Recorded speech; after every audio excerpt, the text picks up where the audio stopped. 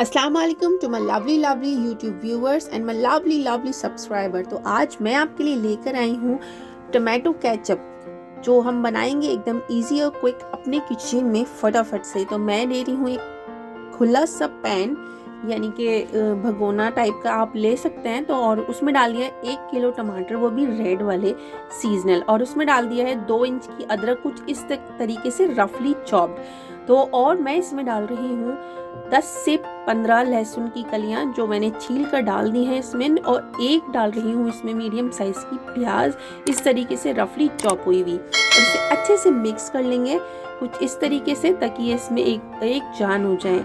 और इसमें डाल दिया है मैंने आधा टेबल स्पून नमक, आप अपने टेस्ट के अकॉर्डिंग नमक डाल सकते हैं। 2 डाल दी हैं सूखी लाल मिर्चें, और ये डाली हैं 2 कश्मीरी लाल मिर्चें, जो इसका कलर और अच्छे से इन्हांस कर देंगे। कश्मीरी मिर्चें हमने कलर के लिए डाली है, इसमें मिर्चें या तेजपन नहीं होता, यानी कि दरफ नहीं होता है। तो इन्हें अच्छे से बॉईल होने देंगे, कुछ टाइम ऐसे ही छोड़ देंगे, आप ढककर इसे छोड़ दें। और कुछ देर बाद हमारे टमाटर कुछ इस तरीके से होने लगेंगे, और आप देख सकते हैं मैं आपको बीच में दिखा रही हूँ। और इसके बाद हम इसे, ये देखिए, कुछ इस तरीके से हमारे टमाटर टेंडर हो चुके हैं। तो अब मैं इन्हें ठंडा होने के लिए रख दूंगी थोड़ी सी देर के लिए। जब ये ठंडे हो जाएंगे तो हम इन्हें ट्रांसफ़र कर लेंगे मिक्सी के जार में। मिक्सी के जार में ट्रांसफ़र करके हम इन्हें अच्छा और बारीक सा पेस्ट बना लेंगे। जब तक कि बारीक पेस्ट नहीं बन जाता तब तक हम इसे छन्नी में नहीं छान सकते। और आप देख सकते हैं कितना बारीक सा पेस्ट बन गया है इसका, हमने बिल्कुल भी पानी ऐड नहीं किया था। और इसे अच्छे से हम चम्मच से या विस्कर की हेल्प से अच्छे से छान लेंगे, जब तक ये बिल्कुल प्योरी हमारी बिल्कुल नीचे जो हमने बर्तन रखा है उसमें बिल्कुल ट्रांसफ़र नहीं हो जाती। तो मैं दिखाती हूँ आपको हटा के इसे, कुछ इस तरीके से हमारी प्योरी इसमें से ट्रांसफ़र हमारी छन्नी के थ्रू हो रही है। और ये जो बैटर है हमारा जो छन्नी में से, इसको हम रख देंगे अलग उठा के। मैं आगे वीडियो में बताऊंगी आपको कि हमें इसका क्या बनना है। बड़ी इंटरेस्टिंग सी रेसिपी की है, बिल्कुल भी स्किप करके नहीं देखिएगा, आगे देखते रहिए। और मैं इसमें डाल रही हूँ 1 कप भर की चीनी, हमने सारा पल्प इसमें छान लिया है। और 1 टेबलस्पून करीब डाल दिए हैं मैंने यहाँ पर नमक, अपने टेस्ट के अकॉर्डिंग कम या ज़्यादा कर सकते हैं। और 2 टेबलस्पून भर के डाल दिया है मैंने विनेगर। विनेगर इज़ मस्ट, जो इसको प्रिजर्वेटिव करेगा, जल्दी से ख़राब नहीं होने देगा, और इसका टेस्ट भी और अच्छे से इन्हेंस कर देगा। अब ये सभी चीज़ें डलकर इसका जो थिकनेस है या वो है वो फ्लुएंसी हो गई, यानी कि इसमें थोड़ा सा पतलापन आ गया है जब हमारी चीनी मेल्ट हुई। तो इसमें डाल दिया मैंने फूड कलर। तो इसे भी अच्छे से मिक्स कर लेंगे, और इसे जब तक पकाएंगे जब तक इसकी कंसिस्टेंसी बिल्कुल सॉस वाली, यानी कि थिक कंसिस्टेंसी नहीं हो जाती। हमने चीनी डाली है, मेल्ट होने की वजह से थोड़ी सी ये पतली हो गई है। अब इसको हमें गाढ़ी करना है जब तक ये बिल्कुल सॉस वाली कंसिस्टेंसी में नहीं आ जाती।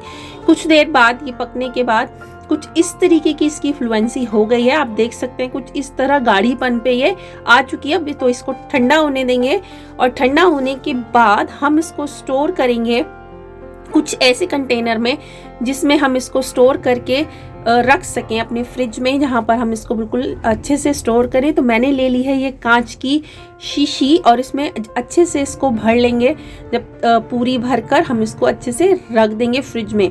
तो आपको अगर मेरी ये रेसिपी अच्छी लगी तो इसे लाइक कीजिए, शेयर कीजिए। तो चलिए फटाफट से दूसरी रेसिपी देख लेते हैं, जो हमने इसी का पल्प उठाकर रखा हुआ था। तो उसको ट्रांसफ़र कर लेंगे, जो पल्प हमने निकाल कर रखा था एक बाउल में, उसे ट्रांसफ़र कर लेंगे हम एक पैन में, और उसमें हम ऐड करेंगे 3 टेबलस्पून चीनी। हम बना रहे हैं इसकी पिज़्ज़ा सॉस, क्वाइट इंटरेस्टिंग।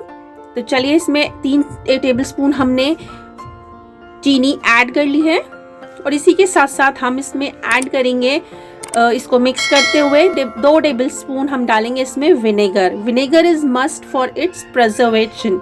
तो इसको भी अच्छे से मिक्स कर लेंगे और पकाते रहेंगे थोड़ी देर के लिए। अगर एज पर नीडेड आपको अगर पानी की ज़रूरत लगे तो आप इसमें पानी भी थोड़ा सा ऐड कर सकते हैं। तो मैंने यहाँ पर 1 टेबलस्पून पानी ऐड कर दिया है। थोड़ा सा मुझे नीड लग रही थी क्योंकि अभी तक चीनी मेल्ट नहीं हुई थी। तो इसे भी अच्छे से पकने देंगे जब तक कि थिक नहीं हो जाती। और जब थिक हो जाए, अच्छे से थिक हो जाए, तो हमें इसको भी जार में स्टोर कर देना है। तो आप देख सकते हैं इसकी जो थिकनेस है वो थोड़ी सी हो चुकी है। अब ये रेडी टू सर्व है। आप इसको कोई भी इस तरीके की जो जार है, जैसा मैंने लिया है इस तरीके का जार है, तो नहीं तो किसी भी बर्तन या कटोरी में भी स्टोर कर सकते हैं। अगर आपको मेरी ये रेसिपी अच्छी लगी तो इसे अपने किचन में ज़रूर ट्राई कीजिएगा। अपनी फैमिली के लिए बनाएं, खाएं, खिलाएं और मेरे चैनल को लाइक करें, शेयर करें और सब्सक्राइब करना ना भूलें। और जो लोग नए हैं वो बेल आइकन को ज़रूर दबा लें ताकि मेरी आने वाली हर वीडियो की नोटिफिकेशन उन्हें मिले और मेरी वीडियो पहली बार सभी को फ्री में देखने के लिए मिले। तो चलती हूँ, दुआ में याद रखिएगा। मिलेंगे अगली किसी इंटरेस्टिंग सी रेसिपी के साथ। तब तक के लिए अल्लाह हाफिज़, शब खैर। रखिएगा अपना और अपने अपनों का ख्याल और इसे ज़रूर ट्राई कीजिएगा। ये बहुत ही अच्छी और इंटरेस्टिंग रेसिपी है। अपनी फैमिली के लिए और अपने बच्चों को खुश कर दें इस रेसिपी से। तो अल्लाह हाफिज़।